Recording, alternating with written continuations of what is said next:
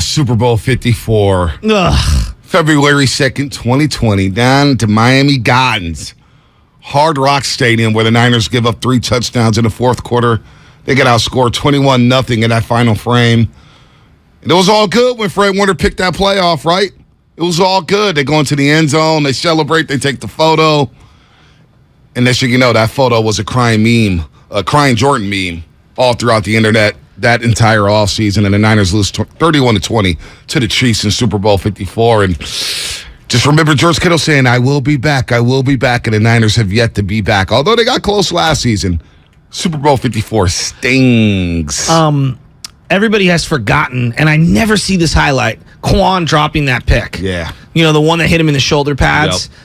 Yep. It's so frustrating. Quan, by the way, playing some good football with the Jets. Oh. It's why I swear to God, I saw Quan Alexander making plays. He's wearing like number 8 or 9 or something with the New York Jets. He went to a single digit, and he's flying around the football. We talked about this last week on our group thread. There is something about the single digits being allowed by all the different weapons and players on both sides of the ball now that I appreciate. I think it looks really cool. I think it looks really cool. But Quan, he was a good player. When he got traded by the Niners, a lot of Niner fans were down on him, saying, "Oh man, you paid Quan." Quan was a big factor in 2019. Well, I thought he gave. You talk about people popping at Chase Center. I agree. Steph, Clay, Jordan Poole, Kuminga. Quan made that crowd pop at Levi's. He was inspirational. He was flying around the football. Once he had that injury, what was it? A biceps injury, a pec or something? Labrum of some sort. Yeah, it was. He wasn't the same. No, he wasn't. He wasn't the same. But you know what? He was inspirational. He had basically one arm in that Super Bowl. I was in an elevator with him when he was hurt at the time, and I was going up the elevator with my grandpa, and I'm looking, and he's only a little bit bigger than me, and I'm thinking, my God, this guy's playing linebacker in the NFL. Like, he did not look as big. Like, when you meet Patrick Willis, right? He's rocked up. He's humongous. Yep. He's like 6'2 plus, like every bit of it, and looks chiseled out of granite. Right. And then Quan was so small, and I'm thinking to myself, this dude is playing linebacker in the NFL. You know how crazy you must be to throw your body around and lay fools out at his size? No doubt. He was a factor. He was a beast. He was a beast. That Super Bowl beat, honestly, had a lot of tough shows that we've had to do. And this is where people are like, you're not a fan. That's one of the toughest shows I've ever had to do as a radio broadcaster. I was so devastated when they lost that Super Bowl. The show was fun. The show was, who are you kidding? Yeah, no, the show was fun. It separates the pros from the Joes. It was hard to do. It separates the pros from the Joes. Got to go down there and break it down. You got to break down Super Bowl 54. It's our job.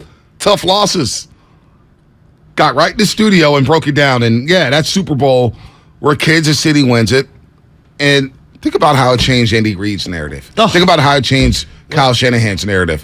Think about how it changed Patrick Mahomes' narrative. Let's start with Andy Reid for a second, because we were talking about this at this morning, where I'm like, let's say Andy Reid loses that game. Just for him. Forget all the other. Just Andy Reid. What are the things that we're knocking him with? He can't win the big one. Clock management. Right? He's got this all-time quarterback. What's going on? Why can't they get it done? Because he lost the year before at home in Arrowhead to Tom Brady. Yep. And then obviously lost the very next Super Bowl and lost again in the AFC Championship game to the Cincinnati Bengals this last year. Like, he has some really bad losses on his resume. Yeah. And you know what, though? The Patriots loss, I'm not going to deem that a bad loss. D Ford, don't go off sides. No doubt. They gave up 3 straight 3rd and 10s. From the defense. I don't think it's a bad loss for KC, as it's more the narrative of, wow. Andy Reid now winning the big one. Well, no, I was going to say Tom Brady's incredible. Yeah, or that. Literally, Tony Romo saying he's going to throw it to Gronk here. The whole stadium knows it. And then he throws it to Gronk on 2 consecutive plays. Right, big time. And Edelman got a 3rd and 10 as well. That's right, Edelman had that play. But he's gone to so many NFC championship games. Think about the Philadelphia Eagles. And, his leading receivers were James Thrash and Todd Pinkston and Chad Lewis. And Andy Reid still had him humming. I know. Think about Brian Westbrook and the star he made him. Was sick. Westbrook was sick. Deuce Staley, Charlie Gardner. Well, so back on the Reid thing, right, though. This is interesting to me because it does feel like since he won that Super Bowl, wouldn't you agree, we've minted him where he's untouchable in terms of criticism. Even after losing the way they lost to Cincinnati last year, giving up a 21-3 lead. Like, he is untouchable. Right? And he's got that one. I watched Sean Payton, and there's a lot of people clamoring for Sean Payton around the NFL. Like, your team doesn't have a great coach, you want Sean Payton, right? Yep. And Sean Payton's good. I'm not here to say that he's not good. He's got the one Super Bowl. The one Super Bowl, and it felt like he's drawn from that for what, 12 years? 13 years? Yep. And so any warts, and he has some bad losses on his playoff resume. Terrible. They go away because you have the one championship. And I feel like Andy Reid, same thing happens. And so that's why Pete Carroll, think about him. Oh. One championship.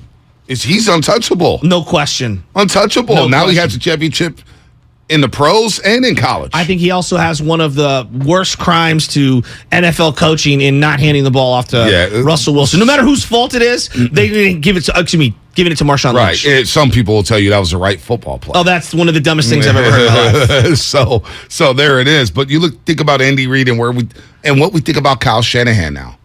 If Shanahan wins that Super Bowl, there is no talk about Shanahan moving on. What? There's no. We're not even. I'll tell you, we're not even going close to that. We're celebrating Harbaugh this weekend. All I ever think about is we can go each year. NFC Championship game. They get to the Super Bowl. I believe they're beating the Patriots. Now, that's some people say that's a leap of faith. I thought they were ready to beat the Patriots that year. That's how great that defense was.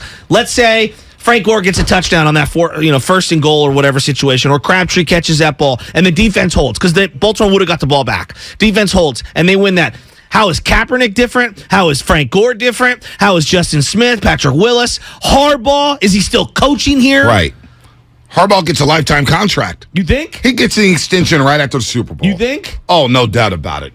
He wins that Super Bowl with his value, his stock, the khakis, the Dockers, the whistle around the neck. Who's got it better than us? Harbaugh gets an extension right after that Super Bowl. So you hear, hands down. You hear a lot from people like, well, Harbaugh couldn't win the big one. And you hear this about Shanahan. He couldn't win the big one. I think that's so dismissive to the wins that you have to get to put yourself in a position to lose in the NFC Championship game. You think about Harbaugh won how many great road games, how many great home games, and yet all that goes away because you lost the final game of the year. I don't think that's fair. John Madden said it best. Because he was a coach of those Raider teams back in the 70s. 9 years it took him to win a Super Bowl. And he lost a lot of AFC championship games. To the eventual Super Bowl champions. Super Bowl champ. The Dolphins, the Steelers, you name it. And Madden said, everybody says you can't win a big one.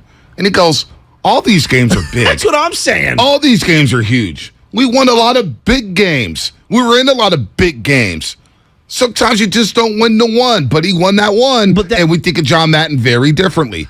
But all these games are big. But that's where I'm going. And it's not about Harbaugh today. It's about Shanahan, where I'm saying to myself, everybody, he can't win the big one. Well, wait a minute. What about all these road games and home games in the playoffs that he's won? Those don't matter? Let me ask you this. Those don't matter? With Harbaugh coming to town, if there is one trait you could take from Harbaugh and kind of inject it into Shanahan, what would that trait be? Empowering your quarterback, even though they're probably flawed or have... That would be the trait? Yeah. The way, the image in my head, and you've said this 1,000 times. So, the image in my head is him slamming the shoulder pads of Alex Smith before a game. We all knew Alex was mediocre talent, right?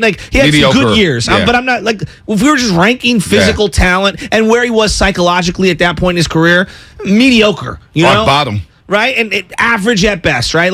I'm not knocking him. I'm being realistic here. Harbaugh made him feel like he was a top 5 quarterback, And maybe the play calling didn't reflect that, but it felt like the coach was like, you're my guy. When Kaepernick was humming, did not Harbaugh have him empowered going, you're my guy. We're going to do what you do best. We're going to get that Chris Alt, read option thing. And we are going to formation. And we're going to make you feel the most comfortable. That's the one thing that I think empowering quarterbacks. Absolutely. All right. Kurt on YouTube playing rookies. Because Harbaugh did play rookies. Kendall Hunter had a great year. Remember Kendall Hunter? That run against Cincinnati in the second half that everyone forgets about. I think it was week 3. What about the run against the New York Giants later that season when he cut it back across the field? Kendall Hunter was special. What about Aldon Smith as a third down specialist? As a rookie. He was ridiculous. So I'll never forget them taking him at 6, and I was like, what are we doing? Marcos Paz on YouTube. His intensity on the sidelines. And SF Niners, my boy Brad Graham posted a video yesterday I saw of Harbaugh on the sideline, just berating referees, jacking up his players, running up and down the sideline. So if there's one trait There's one trait, Harbaugh second half adjustments. Niners were always buttoned up. If the trait I had to take away from Harbaugh, that's a good call. It's the preparation week in and week out, because sometimes this Niner team with Shanahan just doesn't look like they're ready to play. We had the quote from George Kittle yesterday saying, all our guys, not every position was ready to go. And I'm like, wait, who's not ready to go? Who's that on? The one hallmark of the Harbaugh era, which you can't forget, because this is one of his big flaws. Dear God, can we not take a delay a game here? Yeah. Can we get the play call in? Can we hike the ball? How many wasted timeouts?